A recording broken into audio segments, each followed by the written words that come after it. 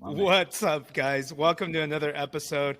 Today I'm joined by somebody I've known in the game for, gosh, I don't know. Time flies, Media. How long have we known each other? Three, Ooh, 4, 5 years? I would say 5 years when we met in Chicago at the House of Blues during the what was it? I Non don't even know. I don't even know what conferences are like anymore. I don't know Me what either. bars are like.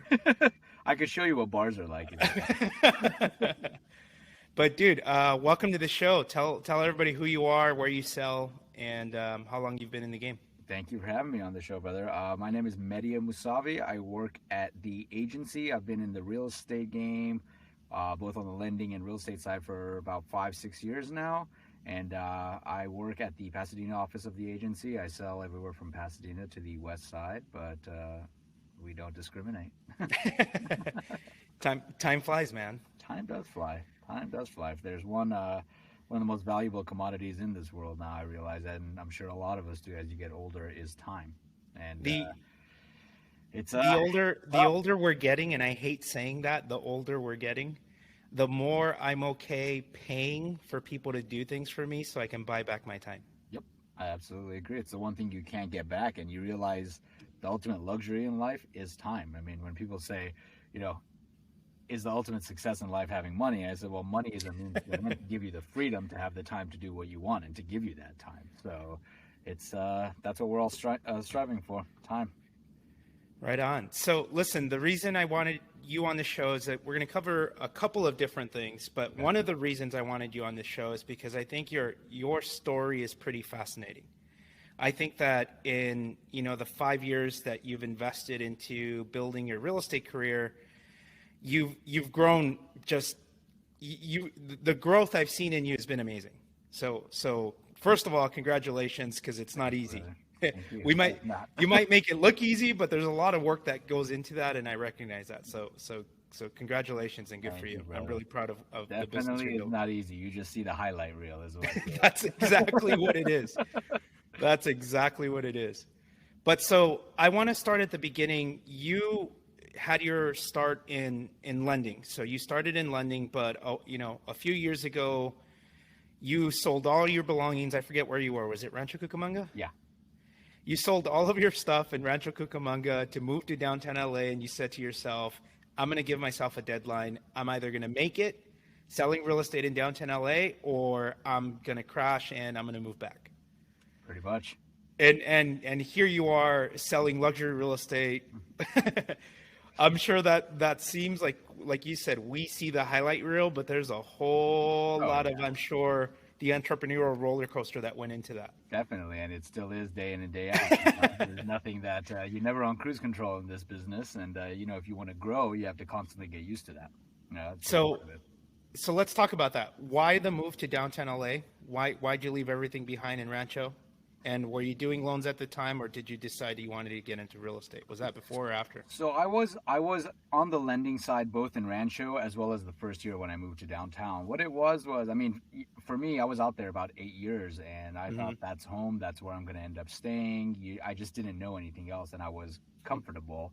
But what happened was I started doing a couple of deals out in LA, and as I started going out to downtown, the West Side, there was something about it out there that one was the network, the vibrancy, the life, the opportunity more than anything. I mean, a lot Different of people culture look, for sure. yeah, different culture. I mean, and one thing I could tell you now, which I had heard back then, is your network is very important. The environment you're in is very important. Hmm. And LA, a lot of people are like, are you crazy? It's very competitive, but you could look at it two ways. It's very competitive, but there's also a lot of opportunity, and there's plenty of opportunity out there for anyone. If you're So building your network. if you're building your network, yeah. And so, going out there was a calling, a feeling that I belong out there, and I knew if I wanted to get to where I wanted to be, I needed to be, in the middle of that madness. Simple as that, where all the opportunity is. No, really, I had to be in the belly of the beast. So it happened pretty quickly. After the second or third deal I closed there, I remember I went back and I said, you know what? I'm going to just basically put my house up for sale, get rid of everything, and I'm going to move out there. And I did it pretty quickly. And a That's lot of people are wild. like, well, what? Like, it was a very simple move. You just, within 5 months, you decided that and you made it happen. And I said, well, if I didn't pull that band aid and I had more time to think about it, I probably wouldn't have done it. But Probably wouldn't have I knew done there it. was No. something more. And I knew that what is there to lose? You just everything to gain. Worst case, you come back with your tail between your legs, and you go back to Rancho or wherever it may be. But I didn't really give myself that option. Like you Yeah. said, I gave myself a deadline. I said, within 2 years, you're going to build up your network, you're going to build relationships, and you're going to make it in the LA market. And it was something that I calculated as a worthy risk, and it did make sense. But there was a couple switches during that time that.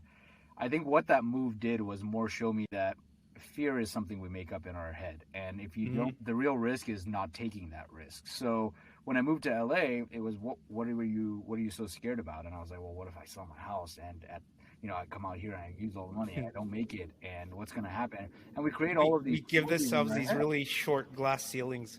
Yeah, and We impose we these. make these up in our head. A lot of the problems that we have are made up in our head. They don't actually happen. We just, we create them, and it's just human nature. So went out there, and I was on the lending side still for the first year.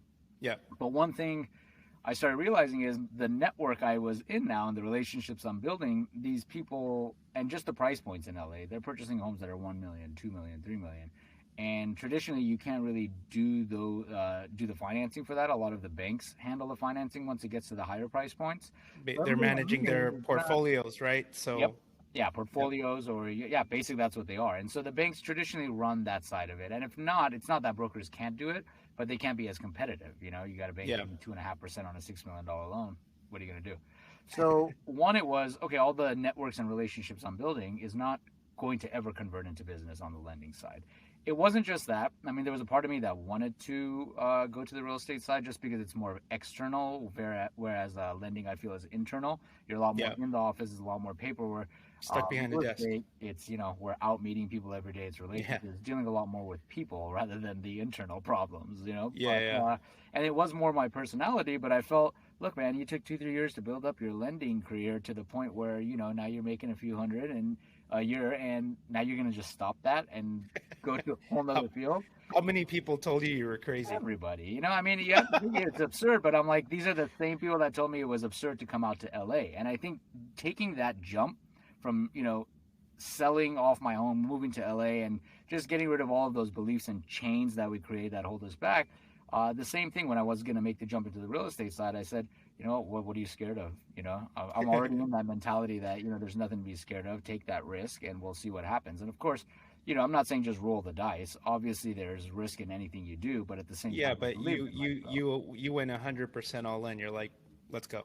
Yeah. I mean, the way I looked at it is I'm taking 2 steps back now to take 5 steps forward in the future. But you really have to believe that you're going to take those steps forward, because in the beginning, it's mentally discouraging when you're like, all Yeah. right, I just went from doing loans to now I'm not making anything. And now I'm like, oh, wow, we're starting all over again. But I truly believe that, everything I've always done in regards to building relationships, building that network, and really hitting it day in and day out with everything you got, I knew that I would succeed. And we've just started to get there now. So a lot of agents who listen to this show are either working a farm or, some are brand new to the business and they know they need listings, but where do I start? You moved to an entirely different city. So how did you start? I know that you started building and cultivating a network, but did you do any of that other stuff? Did you start farming a specific area? Did you start, doing paid ad spend? How did you start? So not off the bat. I mean, when I moved to downtown, it was a whole different world in reality. I didn't Yeah. know anybody over there. So the first step was, how can I build relationships? How can I build my Hmm. network here? How can I meet people? Simple as that. Because again, the relationships you build now, they're not going to turn into deals. I don't believe in hard selling necessarily. I believe relationships get you a lot farther down the line and create more business and genuine business, because you're building the Then foundation. shallowy of trying to find the next transaction. Yeah, but here's the thing: there's a place for both of it. So for me, I said, okay, I'm in downtown. I started a lifestyle community type page called DTLA Insider. What Yep. it was basically it was a long game, but there were two things that did. One, it allowed me to So network. explain what that is. So DTLA Insider basically is a page that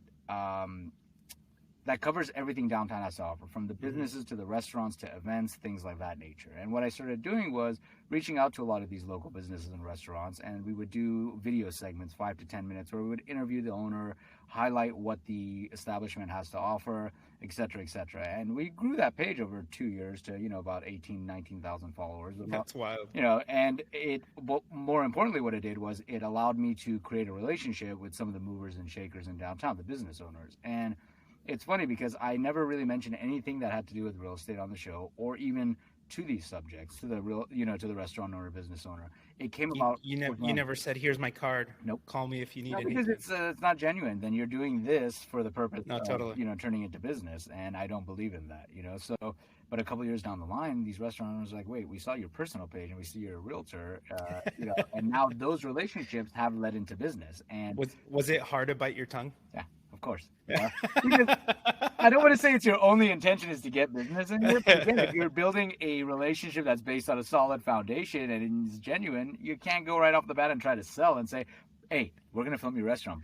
By the way, if you want to buy a house, I'm your guy. So I know some people will say, but wait a minute, if you weren't telling them you sell real estate and you weren't saying, here's my business card, they're going to say, well, how much did you invest in shooting those videos, and why would you do that? Because again, it's a long game. It's relationship based. For example, a lot of the people that I'm doing deals with now were people I met 2 or 3 years ago when I moved to downtown. The day you plant the seed is not the day you eat the fruit. And that's something I firmly and truly believe in. It's different than cold calling and direct sales, but it's a very indirect approach. It's a very long approach, and it's scary because you're investing a lot of money. I mean, I had invested, I think, $25,000 at that point in doing videos before it turned into anything, even between running some ads on Insider, just making those relationships. But then all of a sudden in one deal, it wiped that completely out, and then we got 5 or 6 deals just from people I met on Insider. Do you remember the first deal you did? I do, yeah. Just for that. I mean, it was one of the restaurant owners. I'm not going to say the name, but I do remember. How long ago from when you started the page and shot your first video and spent your first dollar? About 2 years. That's awesome. About a year and 8 months, or year and 9 months, yeah. And we just closed another one last week from a Instagram live we did on DTLA Insider, which was just educating and informing our audience on how they could purchase a home. I realized there was a lot of misconceptions that people thought you need $200,000-300,000 to purchase a home or 20% down. And a friend of mine who runs Life Hacks LA, another person I met along the way in my network, did a live, and I had about 20 different people reach out to my personal. 2 weeks later, we're in escrow on one. I just closed it a couple of days ago. So it's the power of network, the power of relationships, but you're not going to right off the bat go and build that relationship with everyone, because you have to gain their trust. You have to create a solid foundation. And if you're going to go and sell off the bat and say, by the way, this is also what I do, it's not a genuine approach. And, it's very obvious what you're trying to do. You have commission breath if that's what you do. Yeah, it is. And again, now's a great time to buy. People can smell that, and there's nothing wrong with that if you're cold calling. I still cold call, like you said, my farm area. I mean, I'll cold call. There's a purpose for that. I try to look in a market like this where there's no inventory. I will call on my farm, and try to find my clients' properties. And so you don't not do the traditional stuff. No, and it's funny because we were talking to my office manager Gus the other day about it. There are people that I feel. I mean, again, here's the thing. Everybody has something that works for them. For some people, it's social media. For some people, it's door knocking. For some people, it's cold calling. And there's no right or wrong. It's what's right or wrong for you. But I think there's also people that feel that a certain task is beneath them, or that they're above that. And unless you're selling $100 million a year, which, don't get me wrong, I know people selling that much and they're still cold calling, So that goes to tell you something. Is it difficult? Yes, but I do still do it, not only just to try to prospect and to get deals, but to keep myself sharp and humble. Because you get cussed out and hung up on 1,000 times and get a few bits in your face, you ain't shit. That's exactly what happens. So I think it's good to. It can be hard, man. On the ear and feet on the pulse, and to do those activities, because then when you delegate those, like right now I'm in the mode where I'm trying to hire people, then you'll know how to actually convey, this is how you do the job. This is what you're supposed to do. This is how, this is what you're supposed to look for. This is how you respond, things like that. So you'll know how to level them up faster. Yeah, 100%. I don't think you can hire somebody to do something if you haven't done it yourself or know what it takes to do that. I'm a firm believer in that. So this sounds like an obvious answer maybe, but you obviously study the market every day. Every day. Yeah, definitely. And especially, what I learned in the beginning, you can't be a master and jack of all trades, because if you do, I mean, there's a lot to know. If you focus on a specific area like Northeast LA, West Hollywood, Beverly Hills, every day I look to see what properties are hitting the market, what's out there, what's sold. because you can have a client that calls a lot of the time, especially when you're cold calling. They're going to say, well, there was this house up on this street, and if you don't know what they're talking about right there, especially when you're in a higher end market, you'll lose that credibility. And They can tell that you don't know. 100%. You're not selling these people. What you're doing is selling yourself and your knowledge. And these people already know, do you have that or not? You're not going to force this in, especially people that, own $5-6 billion property. There's a reason they got there. And, they know their craft. They know their game. So it's not about selling. It's about you really knowing and being credible. So that takes constant knowledge. So do you have, because you mentioned this a second ago, or do you have people now who are in a position where they're maybe thinking of selling, but they haven't because they can't find that inventory of where they're going to move next? I am seeing a bit of that now. Market is difficult if you're working with a lot of buyers right now because the inventory is not out there. And even more so, I actually have 2 clients that they want to sell their home and buy a home, but there's a fine line. What do? We got to list the house, and then you may not find a home for 3 or 4 months with all the offers out there, especially at sub-million price points. The market's very competitive. So what I feel that, and what I do is I pull some data for a certain farm. I'll reach out to title.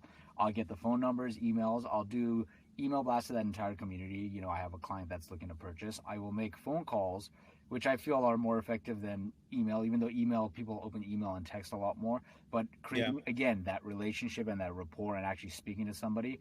And, there's a sense of gratification that you're really going out there and hunting and working for your clients. And again, there's a benefit to it, is that you may get a listing and the buy side on that, So again, it's difficult, it's tedious, but no, I mean, there's nothing that I won't do to get that done because there's no inventory up there. So do you want to get paid? Do you want to get a deal? Do you want to get this done for your client? Well, then you're not going to sit there, wait for a property to pop up. Oh, there it is. Say, there's nothing on the market. Yeah, there's 100 other people that are doing that. I mean, I had a couple of properties that 2 weeks ago that I was trying to get showings for. They already had 60 showings in the first day, and they said no more. That's wild, man. Even if you do find the property, going up against that, it's difficult. So I think going out there, sourcing, hunting, finding that inventory is what you need to do, and that's what I'm trying to do in today's market.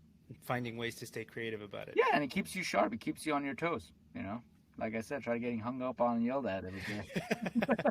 Breakfast is served. So, type of client. You work with a more affluent or luxury type client. Was that always the case? No, and I wouldn't say it necessarily is the case. Again, we had this conversation with a coworker yesterday. Who is your ideal client? And not your ideal price point. Who's your ideal client? Because that tells a lot about you and your personality. Yep. Again, you do... That's a really good way to phrase it, by the way. Yeah, you do see the highlight reel. Here's the thing. People don't like... I mean, no offense, and no, there's nothing wrong with a $200,000-$300,000 house, but people don't want to see that versus a $6 million house. It's just, it's visual food fodder, It is. Yeah, no, totally. But... no, I mean, even high-end agents on the west side, even people on $1 million listing, you see those $40 million houses, but believe it or not, a lot of their average price points are also between $1 and $2 million. You don't know that, you don't see that, but that is the case. It's nice to have those big ones, and I think for me, what works for me is versatility. I can work with affluent and high-end clients very easily, as much as I can with a client that's looking for a $300,000 condo in Riverside, and it's that adaptability. But it has to be on a genuine approach. You can't pretend that you're building rapport with these people. Can't force it. No, you can't, because again, people will smell that and it's obvious. And I'm a firm believer in not selling, just create that relationship. Hey, if you don't like me, more power to you. Next person, you can't work with everyone, and you don't want to work with everybody either. That could potentially lead to problems too. But no, I have a wide range. Like right now, I'm working with a couple of clients that are looking in the 6 to 10 million. We're hoping to close one of those next week. But at the same time, it's funny because in the same day last week when I had an inspection on this $6.5 million home, I found myself in the $350,000 home 5 hours later in Chino, showing my client property. And I think it's important to test those waters. I mean, here's the thing: if you're in Beverly Hills and every listing you have is 5 to 10 million, I don't want to say it's not worth it for you to do a $300,000 home, but your time is more valuable. It's spent more valuably, focusing just on that farm and market. For me, I think my average clientele is a millennial first-time home buyer purchasing anywhere between that 800 and 2 mil range. And again, I relate with those people. It's very easy working with those people compared to some of the affluent, believe it or not. But no, that's my bread and butter. Those are my people. I relate with them, and I know that this generation. It's funny because 3 years ago they said millennials are not buying home, whereas the majority of purchasers last year were millennial first-time home buyers. Yeah. But it's a different process. They don't want to be told. They want to be informed and involved with the process, and I Yeah. get it. It's very exciting being part of that process for the first time and handing over those keys and saying welcome home.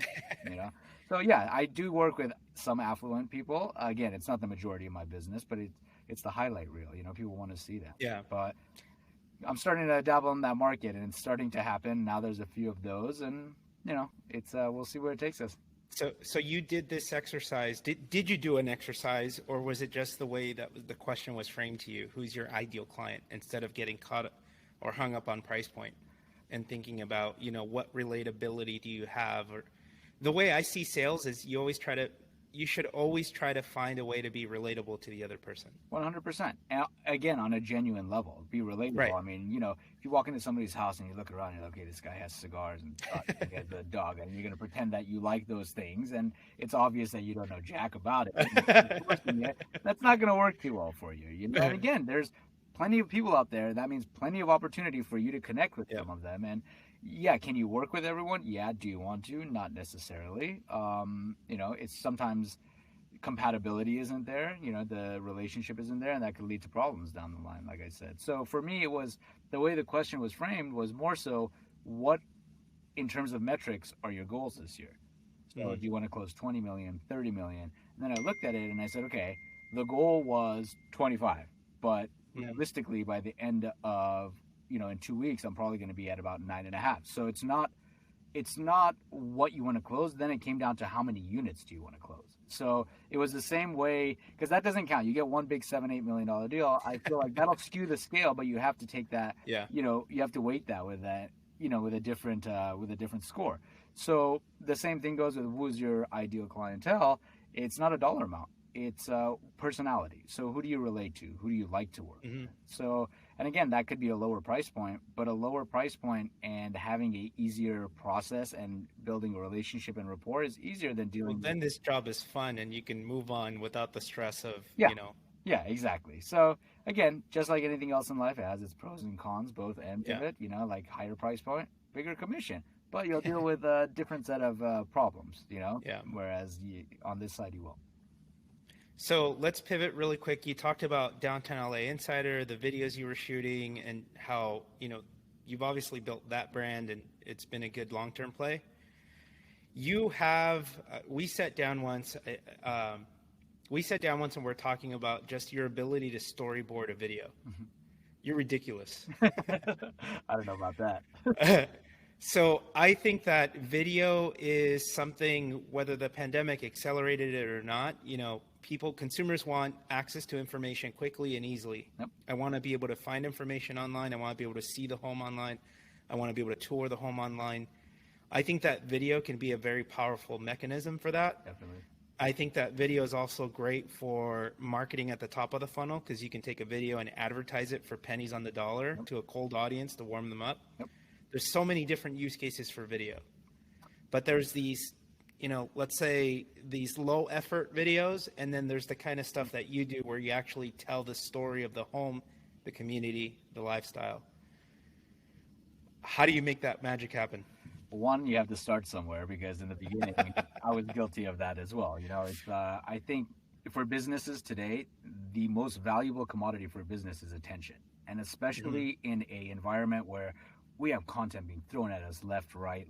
So why should somebody pay attention to your content? What makes it so special?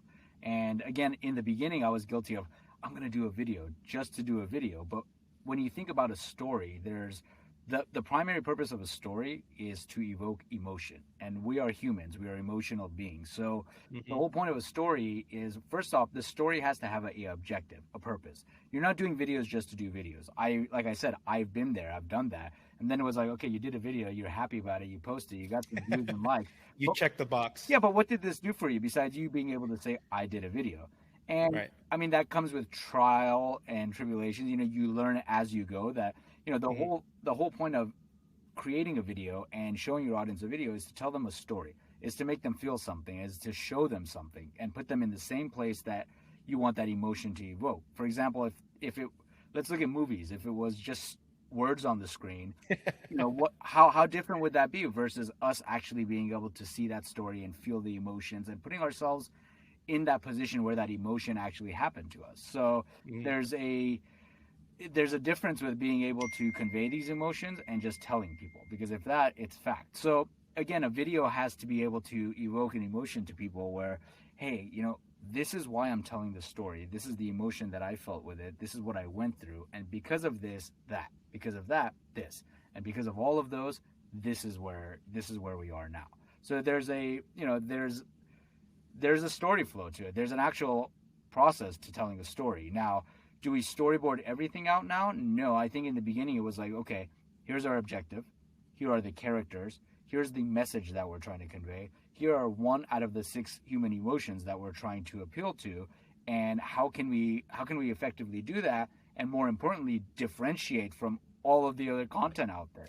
For example, home videos, they got to a point where a lot of them are monotonous. It's the same old thing over and over again. Yeah. And then I remember watching the Tim Smiths and people that were doing real creative videos, and they weren't just videos, they were movies. They were telling a story and without telling you everything. Packed into 60, 90-second clips. Yeah, and I'm a firm believer that if you have to tell somebody something in the video, if you have to tell your audience why you're doing something and what this video is about, that you're not doing it correctly. You can have no words at all in a video, just visual, just have everything on there visually, but have them feel something and have them connect with it. And if you do that properly, I think for any brand, for any individual, I think that's the best way to be able to gain a real following, and people will genuinely gravitate towards that.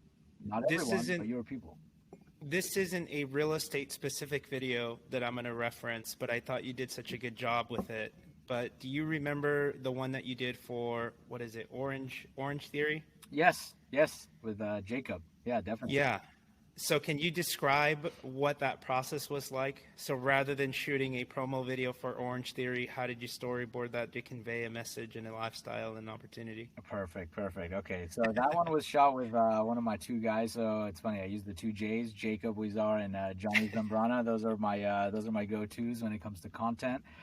That specific video, it was via DTLA Insider. Orange Theory had just opened in downtown, and again, the way I looked at it is Orange Theory is a huge national brand. It would be very nice to be, one, given the permission and given the opportunity to showcase Orange Theory, because it's not just, you're not just showing the downtown Orange Theory at that point. Now you're on a national scale if you do the right job. Now, when it comes to downtown, and I mean, a gym is a gym. Orange Theory is another gym. So how can you show that very differently? And how could you evoke an emotion that this is the gym that people are supposed to go to? So we backtracked, and I reverse engineer. I always look at who is the end user. What is your objective? Who's your target? Now, what is your target like? What are their, what's their criteria? What are their wants? What are their desires? So when you think about downtown, the whole downtown culture is being able to walk wherever you want. You have accessibility to everything right downstairs. And if a lot of your friends live down there, that's also a big part of the appeal. So we thought about, okay, who's going to go to this gym?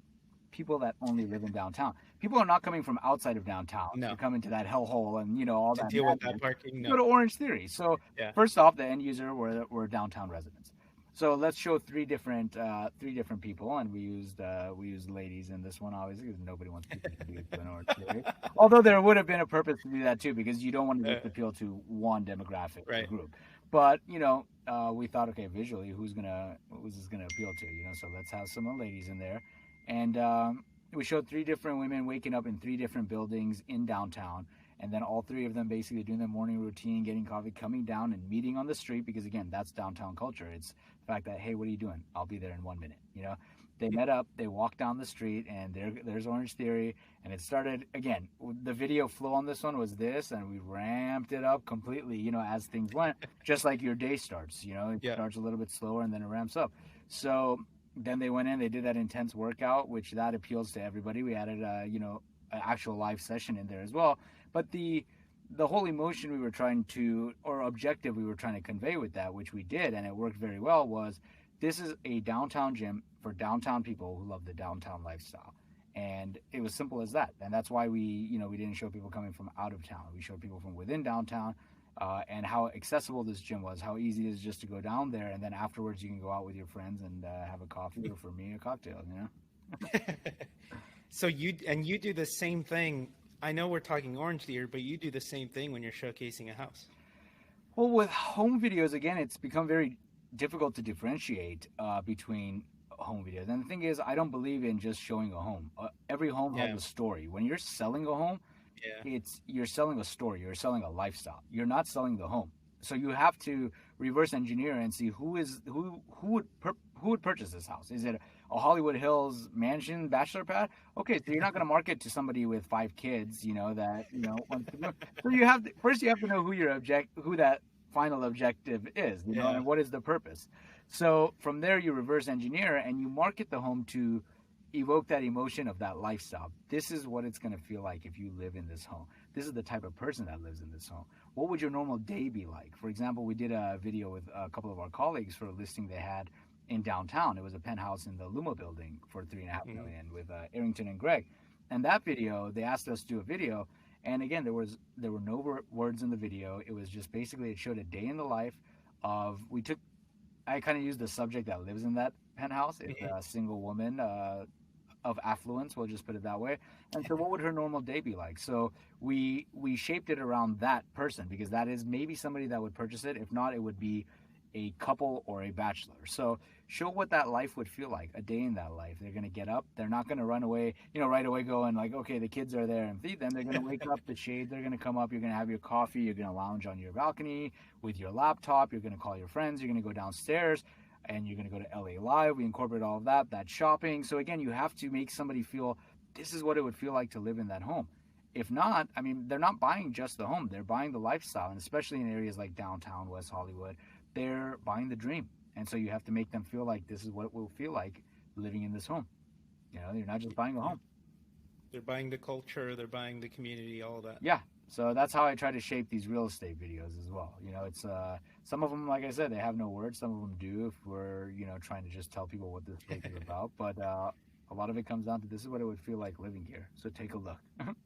So what's your advice to somebody, aside from hiring your crew? What's your advice to somebody? Crew, right?